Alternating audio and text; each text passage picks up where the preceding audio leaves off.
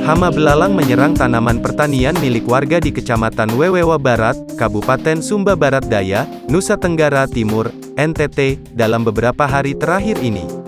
Informasi itu disampaikan Camat Wewewa Barat Antonius Ket saat dihubungi Kompas.com melalui sambungan telepon, Sabtu, tanggal 7 Mei tahun 2022 pagi. Tadi malam di Desa Wikura padi, jagung, dan kelapa jagung milik warga habis tanpa sisa, ungkap Antonius. Selain menyerang tanaman milik warga Desa Wikura, hama belalang juga masuk ke sejumlah desa, di antaranya, Desa Lolo Ole, Sangoet, Marokota, Reda Pada, dan Luakoba.